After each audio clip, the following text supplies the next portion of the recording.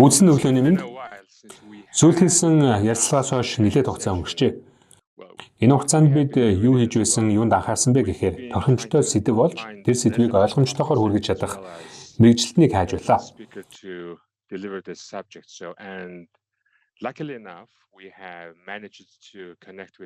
Азар бид Sally Thorntonтой холбогдож чадлаа. Тэрээр баг бүрдүүлэлт, ирээдүйн төлөв болон ирээдүйн ажиллах чиг хандлага сэдвээр мэргэжсэн хүн юм а.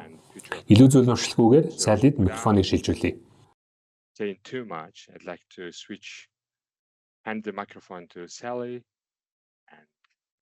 Дараагийн 1 цаг таны мэдэлд багийнхандаа хандаж хэлэхэд хэрвээ асуулт байвал чат хэсэгт хүлтээгээрэй. Эсвэл над руу шууд бичиж болно. Тэгэх юм бол би ярилцлагын төгсгөлд асуулт хариултын хэсэгт таны асуултыг асуух болно. Баярлалаа.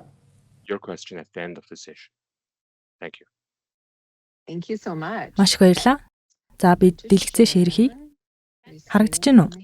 Харагдаж байна. Okay, great. All right. Thank you for having me. За юун түрүүнд намайг өрсөн явдалд баярлалаа. Намайг Sally Thornton гэдэг. Би Porsche гэдэг компаниг удирддаг. Манайх ирээдүйн ажиллах чиг хандлагыг судалж, практик талуудыг баттахыг хичээдэг. Үүний тулд судалгааны ажил уншиж, Америкийн компаниудыг судалдаг. Танай сайхан орны талаарх миний мэдлэг тийм их биш. Гэхдээ аль болох холбогдох мэдээллийг цуглуулсан. Хамгийн сүүлийн үеийн мэдээлэл болон хэрэгцээтэй зүйлсийн талаар ярих болохоор дэлхийд дахны хэдийн төлөв байдлыг ойлгоно хаа. Дээрээс нь нэрийн энийг хэрэгжүүлэл зүгээр юм байна гэхээр зүйл олоод сонирхолтой зүйлс бас сураасай гэж хүсэж байна. Ирээдүйн ажиллах чиг хандлагын талаар ярихын тулд би энэ талаар сайн тунгааж хөрсөн дээрээ буухыг хичээдэг. Учир нь энэ маш өргөн хүрээтэй бас хурдтай өөрчлөгдөж байгаа сэдв. Байгууллагууд нэвтрүүлж дамжихааргүй тийм хурднаар. Түүнчлэн танай удирдлагууд бодитоор юу болж байна, тэрийг нь яаж чиглүүлэх вэ гэдгийг сурыг гэсэн санаа гаргасан нь өөрөө аль хэдийн давуу талыг бий болгож байгаа хэрэг юм. Энэ бол зөвхөн технологи эсвэл стратегийн талаарх асуудал биш. Үнэн дээр бол бид хамт олонтойгоо хэрхэн ажиллаж байна гэх энгийн л асуудал. Түүнчлэн хиймэл оюун ухааны ачиг тусаас ч илүү чухал зүйл юм. Ерөөсөө л хамтран ажиллах шинэ арга замыг хэрхэн хүлээж авч байгаа тухай л юм. Би энэ асуултыг дэлхийд даяар хэдэн зуун байгууллага, хэдэн мянган хүнээс асуусан. Хүмүүс энийг хувьцааны үн эсвэл явцын оновчлол гэж ярьдаггүй. Харин харилцааны хандлага, цаашлаад өсөлт, итгэлцэл, ямар утга учиртай ажлын тухай гэж ярьдаг. Энэ бол бидний харах ёстой гол зүйл юм. Энэ зөвхөн технологи, ирээдүйн ажиллах чиглэлийн талаар биш, харин таны хийж байгаа зүйлдэх хүний оролцооны талаар юм. Намайг сонсож байна уу? Сонсогдож байна. За тэгэхээр одоо түүх рүүгээ оръё. Танай байгууллагын замнал үнэхээр сэтгэл төрүүлсэн. Дэлхийн хамгийн том уулуурхайн компаниудын нэг болох энэ том байгууллагын нэг хэсэг байна гэдэг маш чухал зүйл хийж байгаа хэрэг юм. Танай байгууллага Монголд байгуулагдаад хэрхэн өсөж хөгжсөн хийгээд ийм чухал ажил хийж байгааг харах үнэхээр гайхалтай байлаа. Хамрах үрээ гэдэг маш чухал. Учир нь дата инженерчлэл, анализ гэдэг ажлын ирээдүйд маш чухал ур чадвар гэдгийг миний хийсэн судалгаанаас харж болно. Сайн дурын ажилчдын сэлгэлт ийм бага түвшинтэй байгаа нь маш гайхалтай хэрэг юм. Танай удирдлагуудаас авсан энэ мэдээллүүдээс харахад бусад байгууллагуудаас хамаагүй илүү сайн үзүүлэлттэй байгаа нь харагдаж байна. Ер нь ажлын байрны сэлгэлтийн ихэнх нь докторгүй байдалтай холбоотой байдаг. Тиймээс ийм доктортой ажилтнуудын сэтгэл ханамж сайн байгааг харуулсан үзүүлэлттэй байна гэдэг үнэхээр гайхалтай.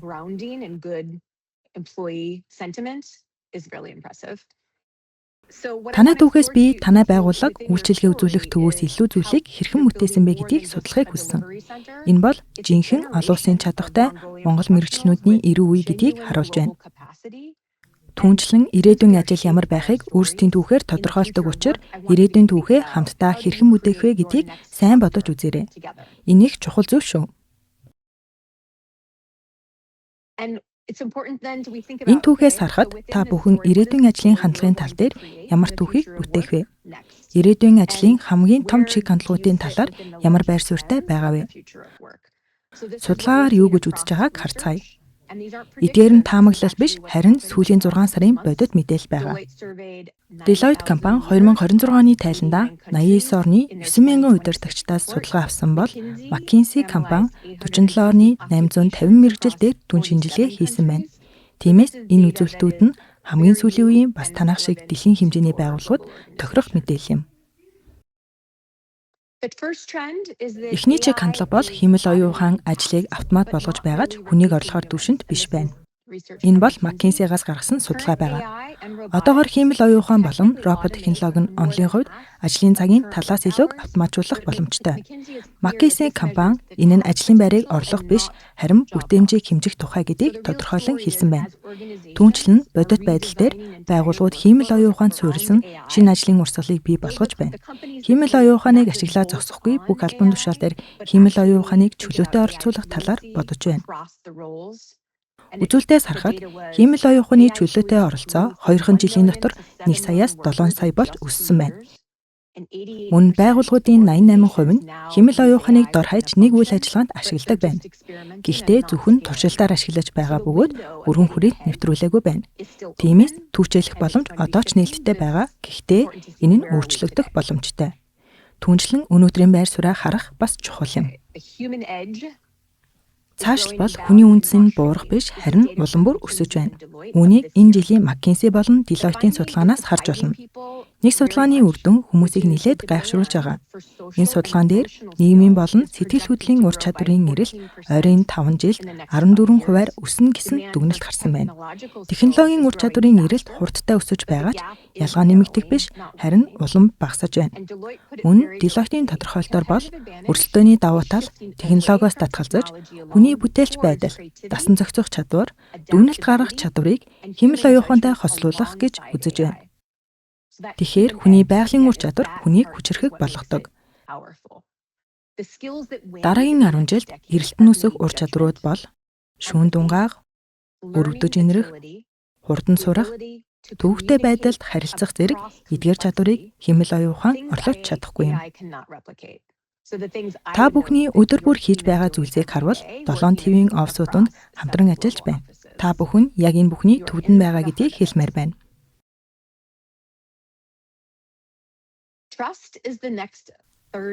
Дараагийн 3 дахь чиг хандлага бол итгэлцэл. Энэ бол улам ховордож байгаа нөөц гэж Deloitte-ийн судалгаанд дурдсан байна. Дэлхийд даяарх дээд боловсролтой ажилчдын ердөө 16% нь удирдлагууд нь тэдний төлөө зөв шийдвэр гаргана гэж итгэдэг гэх энэ үзүүлэлт 1 жилийн дотор 2 оронтой хувиар буурсан байна. Ажилчид нь удирдлагуудаа итгэдэг байгууллага 11 дахин өндөр гүйцэтгэлтэй байдаг. 11 дахин шүү. Тиймээс итгэлцэл маш чухал. Deloitte компани энийг шинэ эрсдэл гэж нэрлэж culture debt буюу соёлын сөрөг үр дагавар гэж үзэж байна. Байгууллагууд тэлэх гэж, хурдцтай хөгжих гэж ямар ч итгэлцэл, хариуцлага, хүний холбоо хамааралгүйгээр хиймэл оюун ухааныг өргөн хэрэглэх үед гарах үр ашиггүй байдлыг ингэж нэрлэдэг байна. Ажилчдын 42% нь өөрсдийн байгууллага нь ажилтнад үзүүлэх хиймэл оюун ухааны нөлөөг үнэлж дүгнэдэггүй гэсэн байна. Тиймээс соёлыг итгэлцэл, соёлын ёс журмгүйгээр төсөөлөх аргагүй юм. Энэ нь гүйцэтгэлийн суурь болдог. Тиймээс бидний ярилцах зүйл бол байгууллагын хувьд итгэлцлийг хэрхэн тасралтгүй бий болгох вэ? Энэ нь хүч хөдөлмөрөөр бий болдог. Нэг удаа хийгээд бий болчихгүй. Өдөр бүр хамтран ажиллах явцад итгэлцлийг бий болгож байна уу гэдэг тун чухал. 4 дахь чиг хандлага бол өөрчлөлт. Энийг байгууллагууд гүйцэж төрүүлэхэд тун хүндрэлтэй байгаа. Учир нь маш хурдтай явагдаж байна. Үнийг хэрэгжүүлж нэвтрүүлэхэд маш хэцүү байгаа. Ажилчдын 3/1 нь 15 томоохон өөрчлөлтийг туулсан байна. Байж байгаарай. Нийт ажилчдын 3/1 нь 15 томоохон зохион байгуулалтын өөрчлөлтийг ганцхан жилд мэдэрсэн байна. Түрхэн зүгээр сайн бодоод үзье. Ажилчдын 3/1 нь зохион байгуулалтын 15 өөрчлөлтийг ганцхан жилд мэдэрсэн. Энэ үнэхээр анхаарах зүйл шүү. Удирдлагуудын ердөө 27% нь байгууллага нь өөрчлөлтийг үр ашигтайгаар удирддаг гэсэн байна. Ердөө 8% нь тасралтгүй суралцах тал дээр өндөр үр ашигтай гэж үзсэн байна. Өнөөдөр та бүхний хийж байгаа зүйл яг энэ шүү дээ. Тасралтгүй суралцаж, өөрчлөлтийг хамтдаа даван туулах арга замыг олох. Тиймээс та бүхэн эдгээр ойлголтуудаас бүтээмжээ улам сайжруулах, итгэлцлээ нэмэгдүүлэх, өөрчлөлтөд хурдан дасан зохицох аргыг сурна гэж найдаж байна.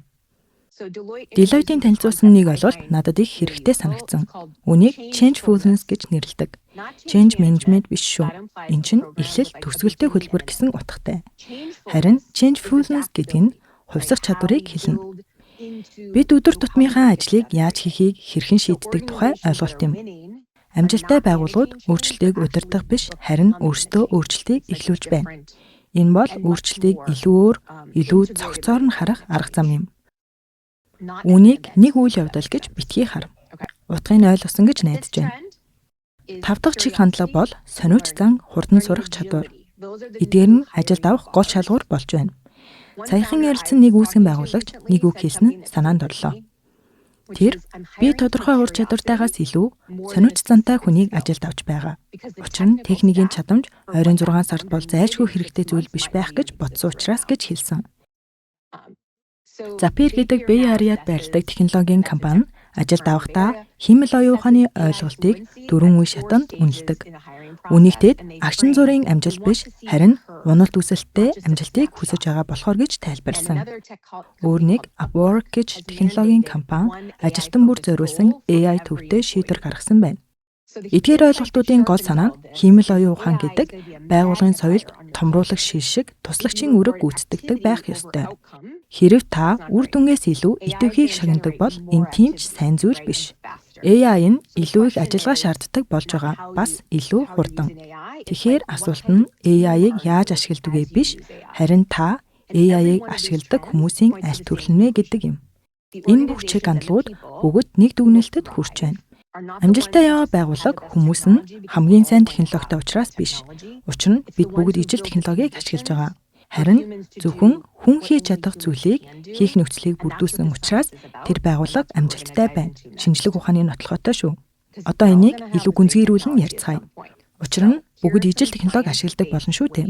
Ирээдүйн ажиллах чиг хандлагыг суулгах шинжлэх ухаан суурилсан хэдэн арга байдаг. Эхнийх нь хүмүүс хэрхэн өөрчлөгдөг тухай судалгаа. Юмс хурдтай хувьсаж бидний эргэн тойрны зүйлс өөрчлөгдөх үед нэг мэдрэмж үүсдэг. Зарим нь үүнийг тодорхойгүй байдал гэдэг бол зарим нь дарамт, өөр нэг нь түгшүүрч гэж нэрлэдэг. Гэхдээ шинжлэх ухаан энэ мэдрэмжийг юу гэж нэрлэдэг талаар Harvard-ийн сэтгэл зүйч Alison Wood Brooks судалгаа хийсэн байна. Тэрээр илтгэл тавих, хүн шалгалт өгөх, гүйцэтгэлээ дүгнүүлэх гэх мэт өндөр дарамт мэдрүүлэх нөхцөлд орох гэж байгаа хүмүүсийг хоёр бүлэгт хувааж, нэг бүлэгт нь зүгээр тайвшир, харин нөгөө бүлэгт нь өөртөө догдолж байна гэж хэлхийг хүссэн байна. Үр дүнд нь тухайн нөхцөлд би догдолж байна гэж мэдрэмжээ өөрчилж бодсон бүлэг нь 22% сайн гүйцэтгэл үзүүлсэн байна. Энэ үзүүлэлт яг үүнийг харуулж байгаа юм. Сэтгэл зүйн хувьд ижил нөхцөл байдал боловч яаж хүлээж авахаас үр дүн нь эрсөөр гардаг. Үүний шалтгаан нь түгшүүр болон догтлол хоёул өндөр сэтгэлд өгдөг мэдрэмжүүд учраас. Тэд тархинд хоорондоо маш ойрхон байрладаг.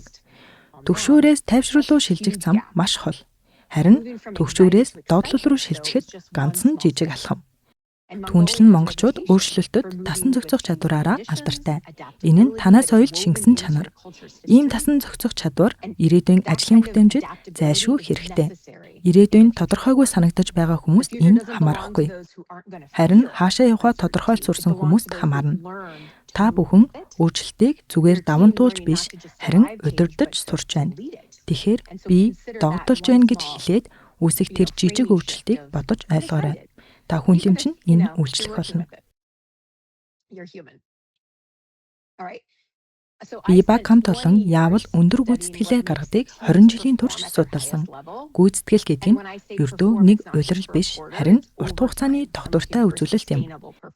Ганцхан хариулттай зүйл биш. Үнэн дээр бол нөхцлүүдийн цогц юм. Эдгээр нөхцлүүд хамтдаа бүрдвэл хүмүүс ажлаа хамгийн сайн хийдэг. Би үүнийг ДНК-гийн хэлхээс шиг харуулдаг. Учир нь хүний бие эрүүл байхын тулд олон зүйл хамтдаа ажиллах хэрэгтэй байдагтай адил учир. Энд бүтээлч байдал, суралцах чадвар, сайн сайхан байдал зэргийг агуулсан хэлхээс байна. Эдгээр нь бүгд ирээдүйд хамгийн сайн ажлын гүйцэтгэл гаргахад чухал үүрэгтэй. Та бүхэн үүнийг хараад дараах зүйлсийг бодоорой. Та юуг сайн хийдэг вэ? Таны хэл хязгаар хаа хүртэл вэ? Та цаашид хаана өсөж дэвшиж чадах вэ? Учир нь бүгд өсөж дэвшихийг зорддог болохоор. Эхнийх нь бүтээлч байдал. Энэ нь сорилттой тулгарах, ур чадварын тэнцвэртэй орчинд байх гэх мэт тодорхой нөхцөлд хамгийн сайн хөгждөг. Энэ талаар нэг судлаач судалсан байдаг. Нэрийн бие зүг дуудаж чадахгүй байна. Чизомски байх. Whitney надад тусалж болно шүү. Энэ судлаач flow гэдэг ойлголтыг судалдаг. Flow гэдэг нь бүрэн төвлөрсөн төлөв байдлыг хэлдэг. Энэ үед хүн хамгийн сайн сэтгэж цаг хугацаач бараг анзаардаггүй. Тэгэхээр flow гэх энэ ойлголтыг шинээр сонсож байгаа хүмүүсийн хувьд энэ бол нэг төрлийн үйлдэл сэтэлжүүлэх арга. Танд үнэхээр таалагдах зүйл байгаа. Шинэ санааг яавал илүү сайн хүлээж авдаг вэ? Подкаст, ном, эсвэл TED Talk-ороо ер нь flow-ийн тухай судалгааг нэг сонирхоод үзээрэй. Урам аавна гэж бодож байна.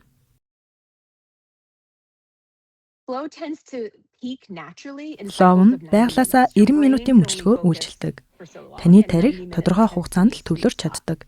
90 минут бол хамгийн тохиромжтой хугацаа юм.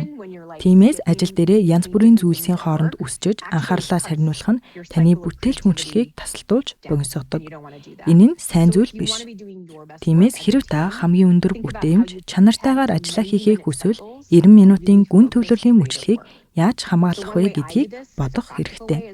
Үүнийг бодитоор хэрэгжүүлдэг миний нэг арга бол хуваарьтаа өглөөний цагаар 90 минутыг блоклдог. Учир нь би өглөө хамгийн сайн бодож төвлөрч чаддаг. Ингэж цагаа урьдчилан блоклсноор хамгийн бүтээлч чанартай байдлаар ажиллаа хийх магадлал нэмэгддэг. Ер нь бүх цагт адил байдаггүй шүү дээ. Зарим цагт бид юмсыг зүгээр л хийдэг бол зарим цагт бүтээл чанар нэмэгддэг. Тиймээс тархи маань яавал хамгийн бүтээлчээр ажилтгийг ойлгож түүнийг шинжлэх ухаанд тулгуурлан ажилуулах нь чухал. Өөр нэг шинжлэх ухааны ойлголт бол та болон таны баг хамт олон хизээ хамгийн бүтээлчээр ажиллаа хийж чаддгийг олж мэдэх. Үүнийг хамт олонныхоо хувьд эсвэл өөрийнхөө хувьд бодож байгаа байх. Тэгэхээр нэгэн судалгаанд шүүгчид хугацаанаас нь өмнө хэнийг суллах вэ гэдэг төвөгтэй шийдвэрийг хэрхэн гаргадгийг судалсан байна. Энэ судалгаанаас харахад завсарлагын дараа шүүгчид хоол идэж, тайван бодох боломжтой болж байгаа учраас ядаргаан тайлагдаж, суллах магадлал илүү өндөр болдог. Харин шүүгчийн энэ мөчлөг дуусах үед суллуулах хүсэлт өгсөн бол хэргийн мэдээлэл ижил хэдийж суллах магадлал бага байдаг. Энэ мэдээлэл хүн алдаа гарах боломжтойг харуулж байна. Бид мэдээллийг үргэлж ижил байдлаар хүлээж авдаггүй. Бие физиологи маань эрч хүчтэй үед бид илүү өөдрөг болдог. Шүүгч багахан хоол идээд илүү өөдрөг болж байгаа учраас за суллаж болох юм гэж боддог. Үүнээс харахад бидний тарих хэрхэн ажилдаг, бид хизээ шин санааг нээлттэй хүлээж авдаг нь үнэхээр сонирхолтой. Үүнийг бодитоор хэрэгжүүлэхийн тулд магадгүй илүү бүтээлч эсвэл илүү эрсдэл шаардсан шийдвэрийг яг хизээ гаргаж байгаагаа бодох хэрэгтэй. Эрсдлийг яавал илүү таатаагаар хүлээж авч байна вэ? Өмнө нь би өөрийгөө бүтээлч хүн биш гэж боддог байсан. Би өөрийгөө нэг компани удирдаг энгийн л аналитик хүн гэж бодсон. Тэгсэн миний буруу байсан. Хэрв та ч гэсэн өөрийгөө бүтээлч хүн биш гэж мэдэрдэг бол өөр өнцгөөс хараад үзээрэй. Бүтээлч байдал гэдэг зөвхөн урлаглаг эсвэл ухаалаг санааг хэлдэггүй. Асуудал шийдвэрлэх, бусадтай харилцахад хэрэг болдог санал санаачлаг, хувилбар, боломжуудыг бий болгож олж хардаг хүнийг бүтээлч хүн гэнэ. Үнэн дээр бүх хүний ажилд бүтээлч байдал хэрэгтэй байдаг. Илүү ухаалаг арга замыг олж чаддаг дата инженер, илүү сайн борлуулалтын бүтцийг олж хардаг худалдааны мэргэжилтэн, ажилчдын бүтээмжийг нэмэгдүүлэх арга замыг бүтээдэг хүний нөөцийн мэргэжилтэн гэх мэт. Тиймээс бүтээлч байдал одоо хүн бүрийн ажлын гол хэсэг болсон. Учир нь AI ердийн ажлуудыг хийчихдэг болсон. Иймд та хизээ хамгийн гүйцэтгэл өндөртэй ажилтнаа бодоод үзээрэй. Та удирдлагаасаа хамгийн их сайшаал авч хэлсэн үеэ бодож болно. Үүнд яг юу нөлөөснийг яаж чадсанаа олж хараарай. Ихэвчлэн хүний уур чадвар шаарддаг ажлууд бүтээмжтэй байдаг. Жишээ нь төсөөлөх, бусдыг ойлгох, асуудал шийдэх гэх мэт. Үүнийг AI дураахад хэцүү. Тиймээс өөрийнхөө хизээ бүтээлч байдлаа ашиглаж хамгийн бүтээмжтэй байсан бэ гэдгийг олоод түүнийг хэрхэн дахин бүтээх вэ гэдгээ бодоорой. Учир нь энэ чадвар цаашдаж үнцэнтэй байна. Өөр нэг ойлгох хэрэгтэй зүйл бол бидний тарих болон бүтээлч байдлыг сэргээдэг зүйл. Бид нойр чухал гэдгийг мэднэ. Гэхдээ энэ байгууллагын ажил яг яаж нөлөөлдөг вэ? Зүгээр нэг сайхан мэдрэмжийн тухай асуудал биш. Мэдэр судлалт талаас харвал амралт гэдэг маш чухал. Таны сурсан зүйлийг ой санамжинд хадгалдаг. Өнгөрсөн туршлагаа эргэцүүлж, ирээдүгээ төлөвлөхөд тусалдаг. Тиймээс тархин амраах нь шин санаа гаргаж, түүнийг ойлгож боловсруулах гэх мэт эрүүл мэнд болон танин мэдхийн чадварт шууд нөлөөлдөг. Тархиа амрах тухай шинжлэх ухааны их сурвалж үзхийг хүсвэл иш татгаар зүйл надад бүгд байгаа. Амралт гэдэг ажлын бүтээмжээс эсрэг ойлголт огт биш. Харин ч тархинд сурснаа нэгтгэх, шинэ холбооснууд үүсгэх, төвхтэй мэдээллийг боловсруулахад зайлшгүй хэрэгтэй зүйл. Ихэнх том нээлтүүд ажлын дараах сэргэлтийн үед гардаг. Тэгэхээр энийг бас бодох хэрэгтэй. Заримдаа бид зүгээр ажиллал гэдэг. Үнэн дээр завсарлаг авах үед л нээрэн тийштэй гих олон зүйлс төрдөг. Би одоо нэг асуулт асууя. Та шөнө дор хаяж 7 цаг унтдаг уу?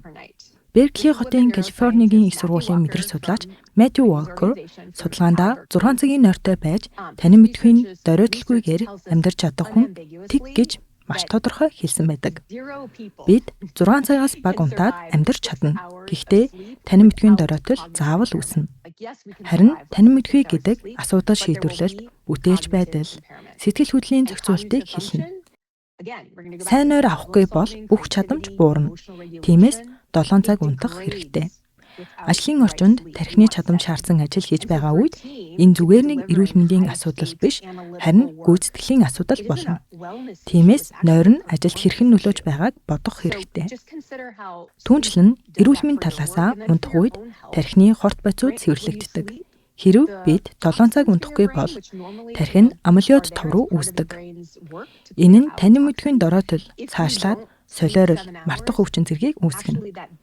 Энэ нь урт хугацаанд гүйцэтгэл сайжруулах тухай асуудал боловч богино хугацаанд хэрхэн хамгийн сайнаар ажиллах вэ гэсэн асуулттай шууд холбогдно. Иймд хүн бүр дор хаяж 7 цаг унтах нь чухал. Зарим хүнд энэ хэцүү байх. Хэрв энэ танд хэцүү байвал үнийг хэрэгжүүлэх нэг бодит үйлдэл хийгээрэй. Энэ хэсэг надад их таалагддаг.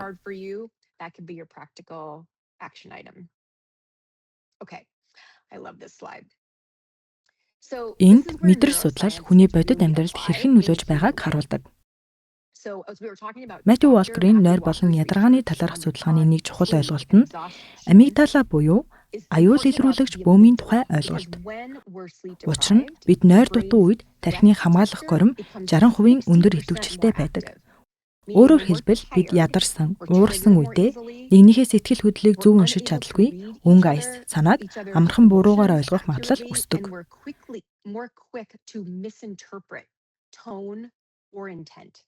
Ирээдүйн ажиллах чиг хандлага ямар байх талаар дахин бодъё. Бид янз бүрийн офс, цагийн бүс, харилцааны хэм маяг дунд цайнаас чухал шийдвэрүүдийг гаргах шаардлагатай болдог. Иймд зөв харилцах, багт зохицох, орчноо мэдрэх, хариу үйлдэлээ зөв гаргах, ачаалтай байгаа хүмүүсээ ойлгох чадрууд чухал. Тэгэхээр ядаргаа гэдэг зөвхөн хувь хүнд хамаарахгүй. Дахин хэлэхэд энэ бол багийн гүйцэтгэлийн асуудал. Түүнчлэн сэтгэл хөдлөлийн зохицуулт гэдэг soft skill буюу зөөлөн үр чадвар байхаа болсон. Энэ бол бүх зүйлсэд хамаарах мэдрэл судлалын суурь бүтэц болсон.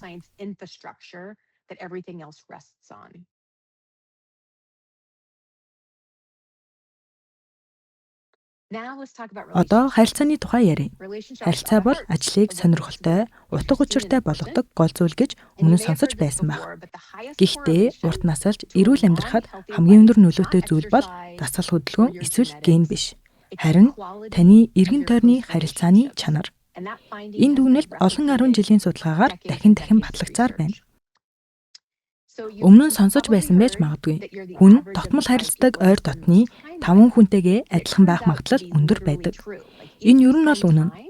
Жишээ нь та тамхи татдаг хүмүүстэй цагийг их өнгөрүүлвэл өөрөө тамхи татах магадлал нэмэгддэг. Харин дасгал хийдэг хүмүүстэй хамт байвал дасгал хийх магадлал өсдөг. Тиймээс ирээдүйн ажлынхаа сонголтыг хийхдээ өөрийн зуршил сэтгэлгээг хэрхэн дээшлүүлэх вэ гэж бодож байгаарай. Амарчлал таныг цэнгэлдэг, дэмжиж тусалдаг, сэтгэлгээг танд тэлдэг. Ер нь илүү сайхан амьдрахад нөлөөлдөг хүмүүсээр өөрийгөө хүрээл. Ийм хүмүүсээр хүрээлүүлэх тусам амьдралын чанар дээшилдэг. Джон Готманийн судалгаанд энэ талаар дурдсан байгаа. Тэгэхээр та ажлын орчиндөө хинээс суралцдаг вэ? Тэдэндээ хэрхэн илүү их цагийг өнгөрүүлэх вэ? Хэрхэн урам зориг өгч суралцах хүсэл тэмүүллийг нэмдэг сурах орчин хүмүүс тунд байж илүү сонирхолтойгоор ажиллах вэ? Энэ хүрээнд олон янзын байдал оролцоо харьяалын талаар сонсож байсан байх.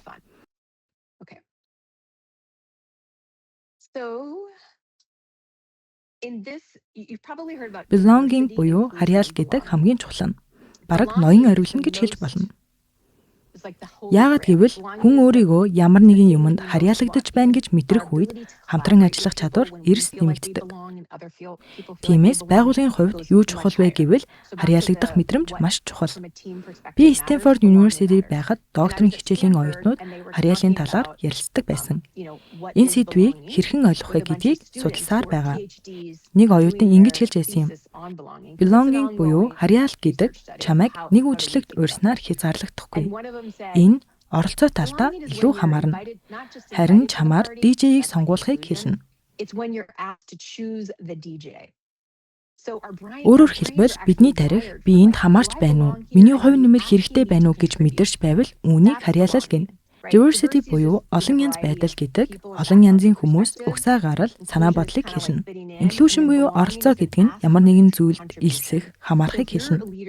Харин belonging буюу харьяал гэдэг нь хувь нэмэр оруулах хүслийг хэлнэ. Тэгэхээр хэрэв та багийн удирдагч бол тэдний оролцоог хүсэх үед тэд үүнд харьяалагдж байна гэсэн дохиог өгдөг. Энэ нь хүмүүст илүү их хичээж хамгийн сайнаараа ажиллаа хийхэд тусалдаг. Гэхдээ удирддаггүй энгийн ажилтан байсан ч гэсэн хамтран ажиллагчдаасаа оролцохыг хүсэх нь мөн адил харьяалагдж байна гэсэн дохиог өгч хамгийн сайнаараа ажиллахад тусалдаг. Хүмүүсийн хоорондын харилцаанаас өөрсдөө энэ багт харьяалагдж байна гэж мэдрэх эсгэд нөлөөж энэ нь бүтээл сэтгэлгээ, хамтын ажиллагаанд шууд нөлөөлдөг. Энэ сэдвийн хамгийн чухал хэсэг бол суралцах чадамж, сэтгэл зүйн аюулгүй байдлын тухай. Энэ нэр том яг өмнө нь сонсож байсан байж магадгүй. Энэ маш алдартай ойлголт. Google-ийн хийсэн нэг томоохон судалгаан дээр хамгийн шилдэг сургуулиудыг төгссөн хамгийн өндөр дүнтэй хүмүүсийг ажилд авсан ч хамгийн өндөр гүйцэтгэлтэй хүмүүс нь үнэндээ сэтгэл зүйн аюулгүй байдал өндөртэй хүмүүс гэсэн байдаг. Энэ судалгаа хүмүүсийг гайшруулсан хэдий ч үнэндээ энэ ойлголт аль хэдийн шинжлэх ухаанаар нотлогдсон байсан. Зүгээр л анхаардаггүй байсан. Тиймээс энэ ойлголтыг анх Google гаргасан юм биш. Harvard-ийн их сургуулийн доктор Amy Edmondson-ийн урт хугацааны судалгаанд тулгуурлагддаг. Сэтгэл зүйн аюулгүй байдал гэдэг баг дотор хүн өөрийн санааг хэлэхээс санаа зовнихгүй, айж эмээхгүй, итгэлтэй байхыг хэлнэ. Санаанд нь маргаан үсгэж болно. Гэхдээ санааг нь шүүмжлэхээс биш тухайн хүнийг ийм санаа гаргалаа гэж дайрч болохгүй. Ийм нөхцөл бүрдсэн үед багийн гишүүдийн хоорондын итгэлцэл, харилцан хүндлэл бий болж хүмүүс өөрөөрөө байхдаа тав тухыг мэдэрдэг болдог. Ингэвэл сэтгэл зүйн аюулгүй байдал өндөр болж бид хамгийн сайхан санаа гаргаж чадна. Судалгаагаар ингэвэл хамтын сэтгэлгээний чадамжийг нэмэгдүүлдэг байна. Бид бүгд багийнхаа хамтын сэтгэлгээг өсгөхийг хүсдэг. Зөвхөн хувь хүний аваад чадварыг биш. Багийн буруу соёл нь эсэргээрээ багийн үр амьсгалыг сүйтгэж болно. Хүмүүс хувь хувьдаа ухаалаг байлааж хэрэв сэтгэл зүйн аюулгүй байдал байхгүй бол багийн гүйцэтгэл ундаг.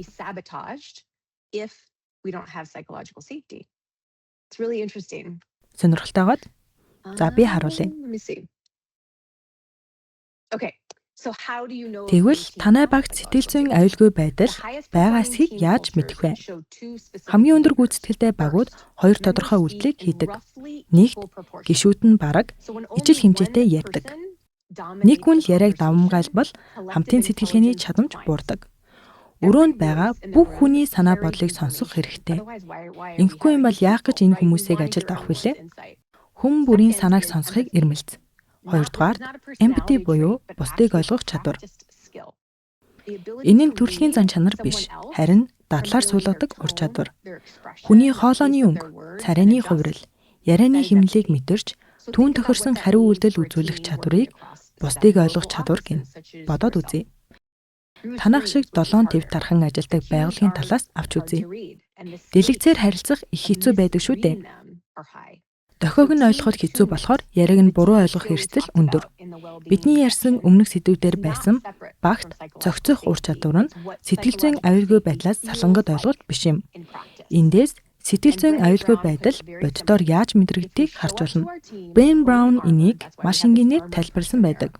Хэрэв хамт олон дундаа өөрийгөө бүрэн хаадаг бол бодлоо илэрхийлдэггүй, хаалттай нэгэн болдог. Өөрийгөө бүхнээс хамгаалж бодлоо нуугаад байх нь бодолтой итгэлтэй байж чадхаа болоход хүргэдэг. Өөрийгөө хаах нь шилдэг санаа гаргах боломжгүй болгоно. Тэгэхээр хамгийн сайнаараа ажиллахын тулд санаа зовох зүйлгүйгээр санаа бодлоо илэрхийлэх хэрэгтэй. Бие биеэ анхааралтай сонсож, мэдрэмжээ чөлөөтэй илэрхийлэх хэрэгтэй. Өндөр үр дүнгээс илүүтэй мэдрэмжинд анхаарал хандуулаарай. Ийм орчин байхгүй бол хүн бүрэн хүчин чадлаараа ажиллаж чадахгүй. Ийм орчин бүтээх нь зөвхөн байгууллагт ашигтайгаас гадна ажиллахад таатай орчныг бүтээдэг. Үнэхээр үнэн шүү. Okay. I think this is my last longitudinal study. Энэ баг сүүлийн ажиглалтын судалгаа байх. Ийм ажиглалтын судалгаанд би дуртай. Энэ удаад оюун ухааны тухай. Бид бүгд тодорхой чадвартай. Гэхдээ удирдлагууд, эцэгчүүд, багш тамирчдын мэддэг нэг зүйл бол сэтгэлгээний цар хүрээ гэдэг ухаалаг эсвэл авьяаслаг байгаас илүү чухал. Үнэн дээр иймэрхүү нэршил хүний хөгжлийг хязгаарладаг. Стэнфордын Карл Двейкийн судалгаагаар хүн өөрийгөө чадвараар бус тасралтын хүчин чармаалтаар тодорхойлоход үзтгэл нь өсдөг байна. Сайн сонсороо. Өөрийгөө чадвараар бус хүчин чармаалтаар тодорхойл. Үүнийг өсөлтийн сэтгэлгээ гэдэг. Өсөлтийн сэтгэлгээ нь үргэлж хөгжих боломжийг олгодог болохоос юу чадах вэ гэдгийг шүүдэггүй. Соёл бүрийн алдаанд хандах хадлага өөр байдаг. Гол зүйл нь алдааг амарчлах биш, харин алдааг яаж ашиг болгох вэ юм. Эндээс юг сурч ямар эрсдлүүдийг даван туулж үүнийгээ хэрхэн өсөлт болгох вэ гэдэг нь чухал. Энэ нь соёлын нөхцөл байдалтай хамааралтай. Багийн хувьд өсөлтийг ямар түвшинд байлгах, эрсдлийг яаж илүү ашигтайгаар хүлээж авахыг тодорхойлох нь чухал. Үүний дараа юу нь хэрэгтэй, юу нь хэрэггүй байсан талаар эргцүүлэн ярилцах хэрэгтэй.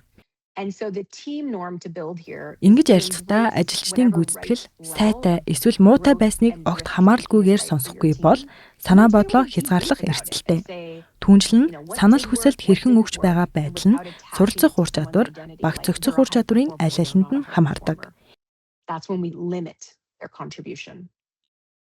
Энэ сэдв бидний ярьсан сэтгэл хөдлөлийн зохицуулт сэдвтэй холбоотой. Шилдэг санал хүсэлт гэдэг ажлыг хувь хүнээс салгаж авч үзхийг хэлдэг.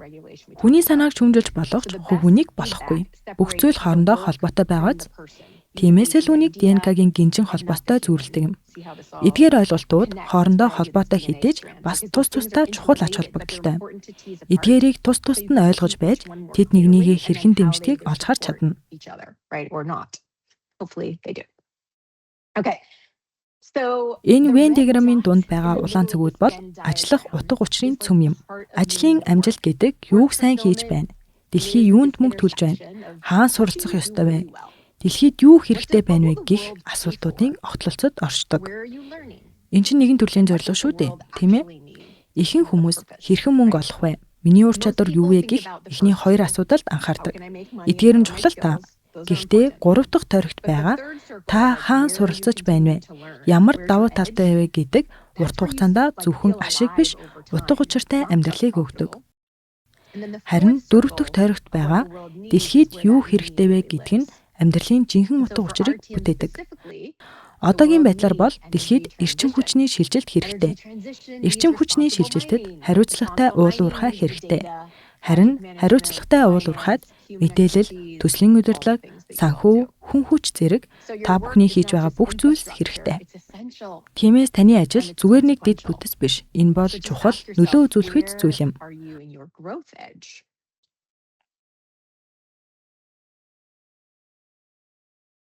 Өөрөөсөө асуугаад үзээрэй. Та хаа хүртэл өсөж дэвших вэ? Инхийн тулд бид яг хаанаас эхэлсэн бэ гэдгээ эргэж харах хэрэгтэй. Та бүхнийг харахад итгэлцэлтэй, өндөр чадамжтай, өмнө нь байгаагүй зүйлийг бүтээсэн баг хамт олон харагдаж байна. Ирээдүйн ажиллагчийн хандлагын гол чиглэл нь техникийн өндөр мэдлэгийг хүний шүүмжлэлт ухаантай хослуулах юм. Та бүхэн аль хэдийн соёл хооронд зайнаас итгэлцлийг бий болгосон байна. Ийм орчинд хүн өөрийгөө бүрэн харуулж, үргэж суралцаж, бүтээж буй хамтын зүйлдээ анхаарал тавьдаг. Та бүхэн ирээдүйн ажиллагчийн хандлагыг аль хэдийн бүтээсэн байна.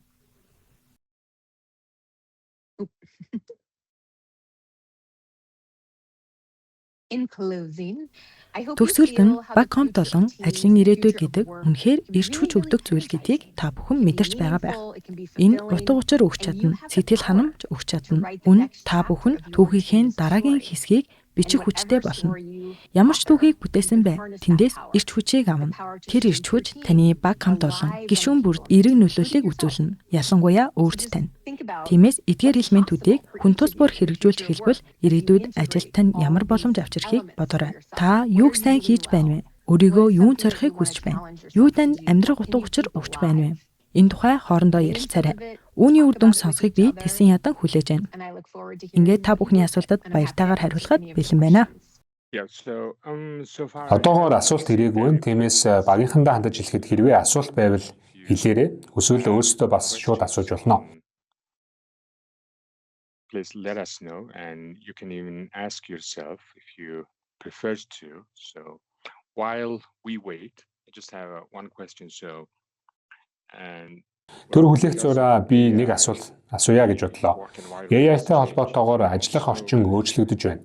Түүнчлэн ковидын үеэс эхлээд маш том өөрчлөлтүүд гарсан. Хүмүүс илүү их зайнаас ажиллах сонирхолтой байгаа ч нөгөө талдаа байгууллагууд бол хүмүүсийг эргээд оффист ажиллах сонирхол нэмэгдэж байна. Тэгвэл энэ хоёрын тэнцвэрийг яаж олох вэ? So how do you balance it out?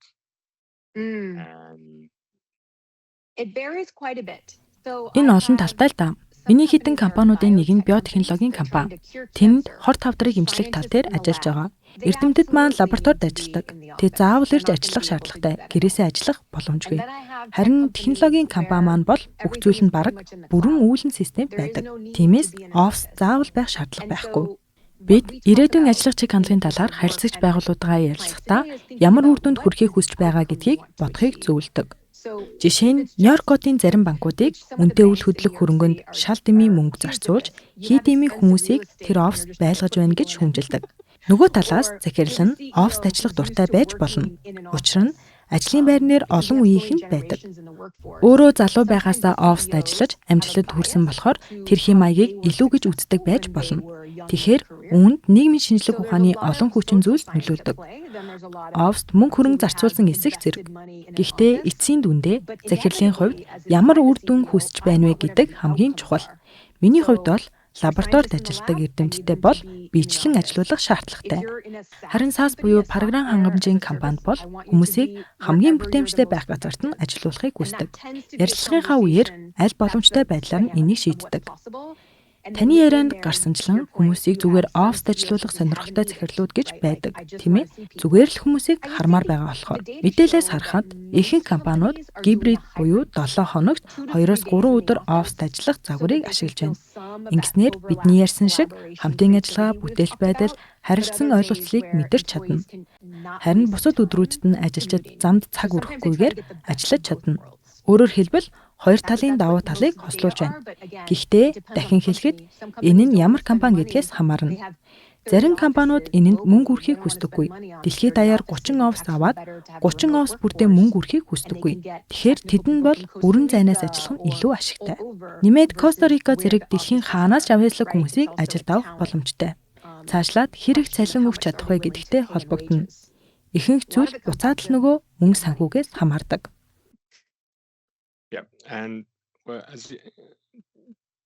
Энэ дараагийн асуулт руу ороход маш гоё үнцэг болж өглөө л дөө. Дараагийн асуулт маань төсөв мөнгөтэй холбоотой. Үүний тэнцвэрийг яаж олох вэ гэсэн асуулт байна. Төсөв хязгаарлагдмал үед нуугдмал зардал, баг гүйцэтгэлийн зардал зэрэг эрсдлүүдтэй зэрэгцээд ажилчдын зардал, дотоод үйл ажиллагаанд зарцуулах зардлыг хэрхэн тэнцвүүхэн авч явах вэ? Маш гоё асуулт байна. Үнэн дээр ихэнх удирдлагууд үнийг буруу ойлгодог гэж би боддог. Гэхдээ юу гэдгийг нь би мэдсэн. Энэ бол төөрөгдөл. Үүний хүрээнд ажилчид болон дотоод үйл ажиллагаанд ямар хэмжээний хөрөнгө оруулалт хийвэл эрүүл тэнцвэртэйгээр байж үр өгөөж өгөх талаар ярив. Юун түрүүнд ажилчид болон дотоод үйл ажиллагаанд огт мөнгө зарцуулахгүй байх нь үнэндээ маш өндөр зарлага авчирдаг. Учир нь дараагийн шатных нь нөлөөлөд маш өндөр зардалтай байдаг. Тэгэхээр энэ түвшинд байхад хангалттай гэсэн эрүүл тэнцвэрийг олох хэрэгтэй. Үнийг мэдэх арга нь нэгдүгээр туршиж үзэх. Ямар түвшний оролцоон дээр ажилчдын бүтээмж өсөж байгууллагт эерэг нөлөөлөл авч ирж байгааг судалгаа болон үр дүн тулгуурлан ажиглах. Үр дүн эерэг байх нь багийн ажиллагаа эрүүл байгаагийн илрэл юм. Хэрэв ийм үр дүн үзүүлэхгүй байвал ажилчид болон дотоод үйл ажиллагаанд арай илүү их хөрөнгө оруулалт хийгээд үзээрэй. Үүнийг туршилт гэж харах нь илүү зүгээр. Би шинжлэх ухааны туршилтад дуртай шүү дээ. Бизнест мөн адил эндээс үр дүн хүлээгээгүй зүгээр 3-6 сар туршаад үзье гэх юм бол илүү хөнгөн байна. Хугацааг өөрөө шийдээрэй. Гол нь үүнийг хариулт биш, харин зүгээр туршилт гэж өөртөө сануул. Хэлэх гэсэн санаа маань хиндэж төгс хариулт байдаггүй. Би маш ухаалаг компаниудтай хамтарч ажилладаг. Бүгд үүнийг асуудаг. Асуулт асууж, мэдээлэл тулгуурлана гэдэг чухал. Ерөнхийдөө бол хүмүүст илүү их хөрөнгө оруул. Учир нь хөрөнгө оруулахгүй байх зардал нь маш өндөр. Жишээ нь эргэлтийн зардал маш үнэтэй. Хууль өргөцсөн асуудлуудын зардал маш үнэтэй. Дээрээс нь ажиллах хүсэл төрүүлдэггүй орчин үүсэх зэрэг маш өндөр зарлага үүсгдэг. Үнэн дээр энэ бүхэн маш өндөр зардал.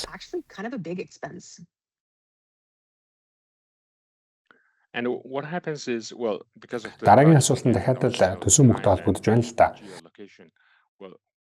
Нэмээд цаг хугацаа, газар зүйн байршлаас хамаарат манай менежерүүдийн зарим нь энд, зарим нь өөр газарт, өөр улсад ажилладаг. Менежерүүд маань эрхийг хүссэн ч заримдаа жилдээ ганц 2 удаа л Монголд иж чаддаг. Энээс болоод 10,000 км-ийн зайнаас ажиллаж байгаа болохоор харилцаа тогтоож үүсгэхэд хүндрэлтэй байдаг. Тэгвэл таны хэлсэн ухаалаг компаниуд багийг зүгээр даалгавар биелүүлдэг ажилчдын цуглуулга биш, харин жинхэнэ нэгдмэл баг хамт олон байхын тулд юу хийж байна вэ?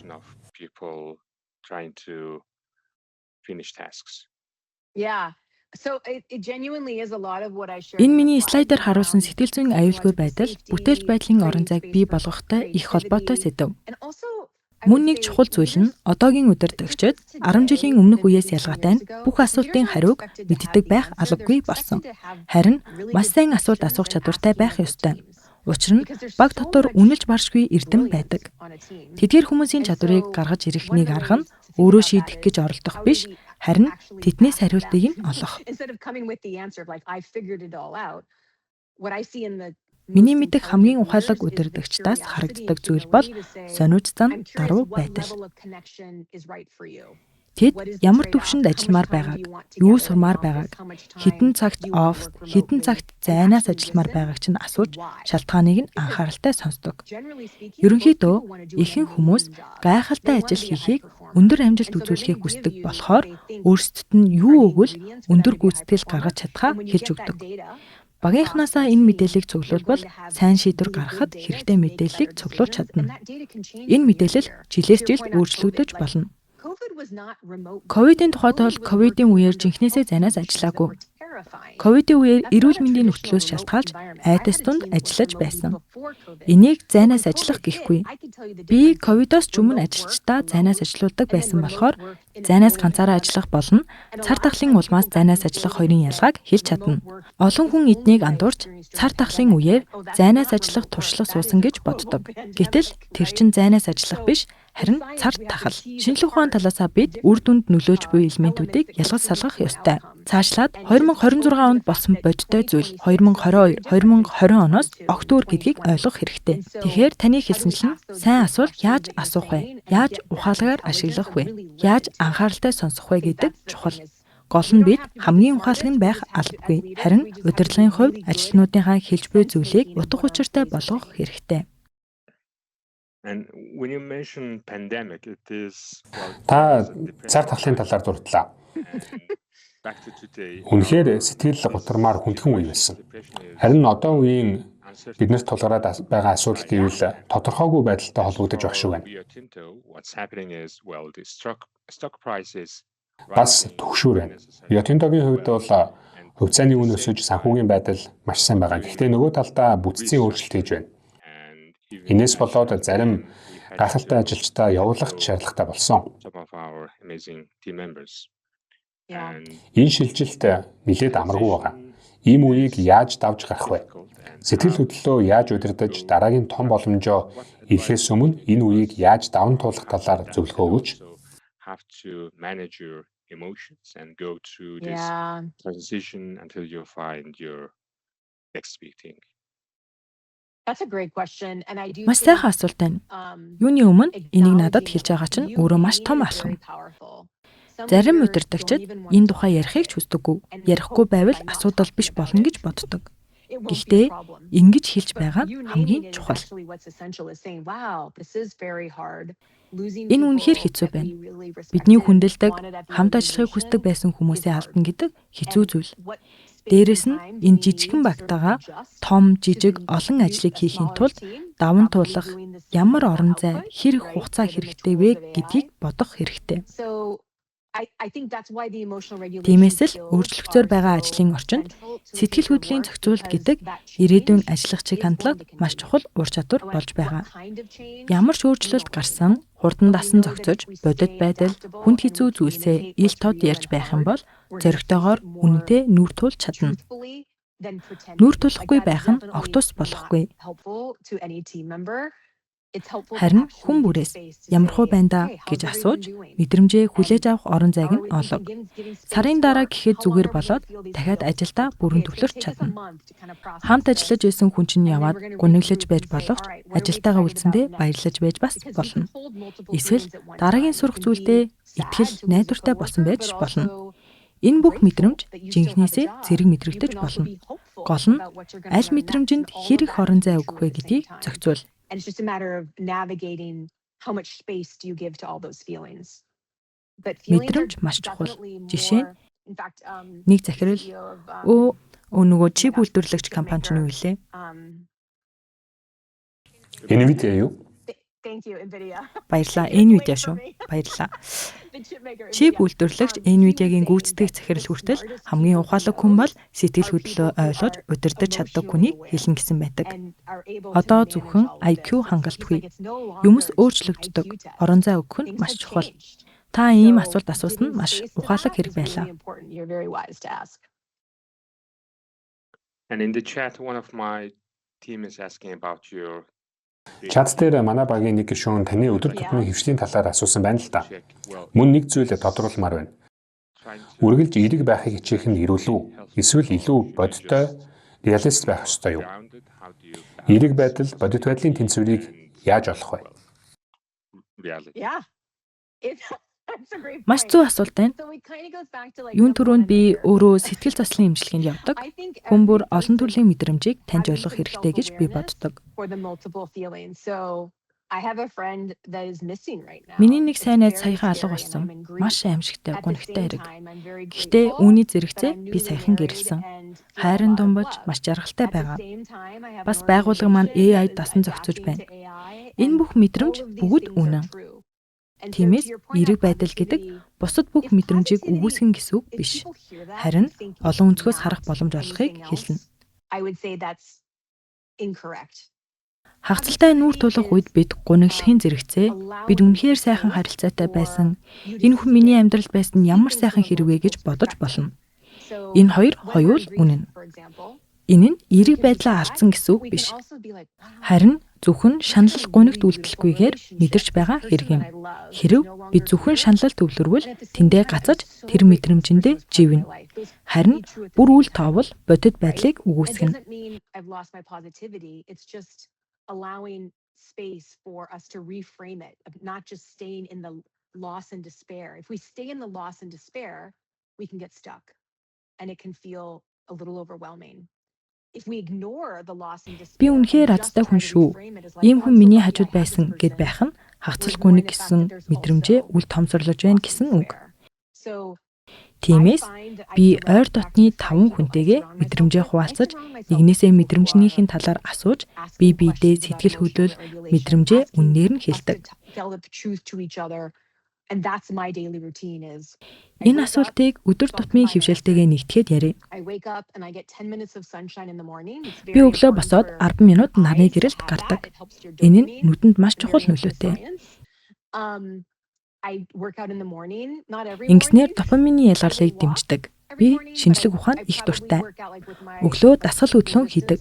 Гэхдээ өдөр бүр бол биш. Өглөө болгон алхдаг. Харин хүчний дасгал 7 хоногт 3-4 удаа хийдэг. Энэ их чухал шүү. Шинжлэх ухаанаар тайлбарлавал дасгал хөдөлгөөн хийснээр гүйцэтгэл болон мэдрэмжинд сайн нөлөө үзүүлдэг. Гэхдээ өдөр болгон хийдэггүй. 7 хоногт 3-4 удаа л хийдэг. Би бас өдөр бүр йогийн бясалгалаар дуг хийдэг. 20-30 минутын турш хийснээр дархин хуримтлагдсан стрессийн даврыг бууруулж өгдөг. Үр дүнд нь шөнө илүү сайн унтдаг. Ингэхгүй бол шөнө дунд сэрээд стресстэй хандлагатай байдаг.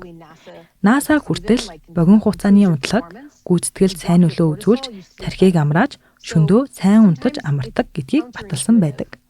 Заримдаа өдрийн унтлаг хийх нь надад сонин санагдагч үнэн дээр гүйцэтгэл сайжирч шөнө илүү сайн унтдаг. Энэ бүх дадлыг мэдэр судлалын ухаанд тулгуурлаж хийдэг. Харин нийгмийн шинжлэх ухаан талаасаа жишээ нь Bay Area, Silicon Valley бол байнга ажиллах ёстой юм шиг байдаг. Гэтэл мэдэр судлалын ухаанд бол тэгдэггүй. Амралт, сэргэлт хэрэгтэй гэж үздэг. Миний хувьд бол захирал хэдийж мэдэр судлалын шинжлэх ухаанд тулгуурлан бие тархиа тамирчин шиг хамгийн сайнаар нь ажиллахыг хичээж амьдардаг.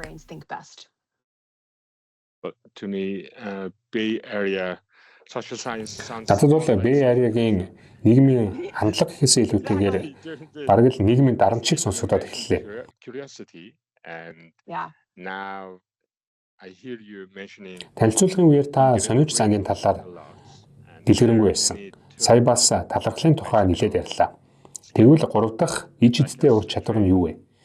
Bay Area-тай холбоогүй байвал сайн байна. Bay Area, please. I'm with you. Globally.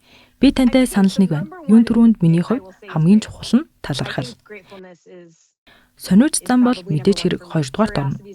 Харин 3 дахь нь юу вэ гэвэл миний хувьд баяр баясгал байх. Миний л хувьд. Надад энэний талаар мэдээлэл байхгүй л тээ. Гэхдээ хэцүү үед хошин зангаа гаргаж ирвэл миний байдал шууд өөрчлөгддөг. Тиймээс сая ярьсанчлан хошигнол баяр баясгалаар өөрийгөө хүрээлэх хэрэгтэй. Мэдэр судлалын ухаанд үнийг мэдрэмжийн эсээ идэвхжүүлэх систем гэж нэрлэдэг. Энэ нь тархины ар хэсэгт байрладаг маш жижиг хэсэг. Хэрэв та өөртөө би цахилгаан машин сонирхож байна гэж хэлбэл тархи түүнд анхаарлаа хандуулж эхэлдэг. Жирийн үед бол зам дээрх машиныг анзаардаггүй, зүгээр л ерөнхий байдлаар хардаг. Харин цахилгаан машин сонирхож байна гэж бодох үед генет та зөвхөн цахилгаан машинуудыг анзаарч эхэлдэг. Энэ ч гоё юм уу? Энэ ч муухай юм уу? Энийн үнэ хэд юм болоо гэх мэт. Тиймээс энэ мэдрэмжийн эсээ идэвхжүүлэх системийг ашиглаж юунд анхаарлаа хандуулахаа өөрөө шийдэж болно. Өдөржин гоо сайхандаа анхаарлаа хандуулна. Сурал хэрэгтэй зүйлсийг хайж болно. Хошигнолд анхаарлаа хандуулна гэж өөртөө хэлж болно. Ямар нэгэн сонирхолтой зүйлийг хайж олоод өөртөө энийг сонирхож байна гэж хэлбэл мэдрэмжийн эс идэвхжүүлэх систем ажиллаж тэр зүйлд илүүтэй анхаарал хандуулж тэр зүйлийг л харж эхэлнэ. Энэ бол миний өөртөө ашигладаг жижигхэн зал байгаа юм. Сүүлийн асуулт. Бидний цаг дуусахад нэлээд орцож байна. We talked a lot about AI. AI-ийн талаар маш их ярьлаа. Гэхдээ миний хувийн мэдрэмжээр AI ухаантай мэт сонсогддогч яг үнэхээр ухаантай юу гэдэг дээр эргэлзээтэй санагддаг.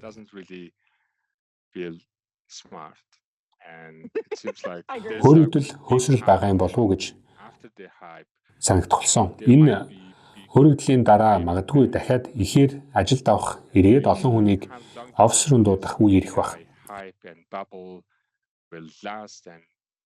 Та энэ AI-ийн хөөсрөлтийг хэр удаан үргэлжлэнэ гэж бодож байна вэ? Мөн AI-ийн боломжийн дээд хязгаар хүний хийж чадах зүйлсийн ялгаа хизээ тодорхой болох бол ажлын дараагийн давлага ямар байх вэ?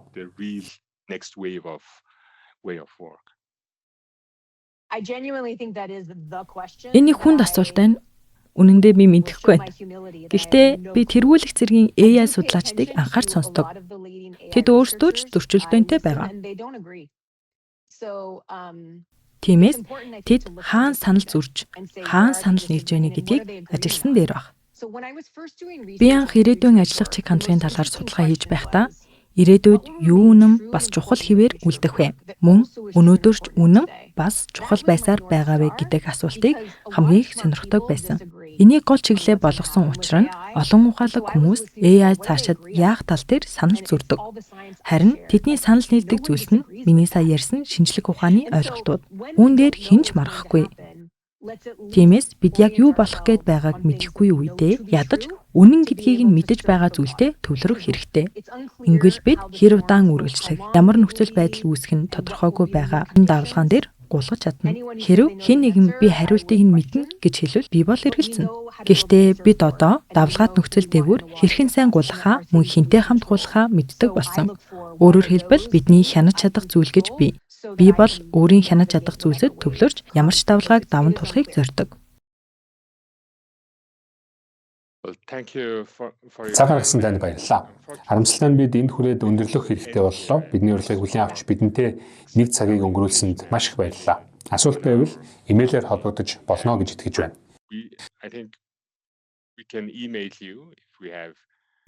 Тэмээ мэдэж Хэрвээ та бүхэнд нэг цагтаа багтаж асууж амжаагүй асуулт байгаа бол Салитай чөлөөтэй холбогдоорой. тэгээрээ маш их баярлалаа. Үнэхээр сайхан байлаа. Асуулт хариулт өрнүүлж яриаг илүү амьд болгож өгсөнд баярлалаа. Баярлалаа. Өдрийг сайхан өнгөрүүлээрэй. Та ч гэсэн баяртай.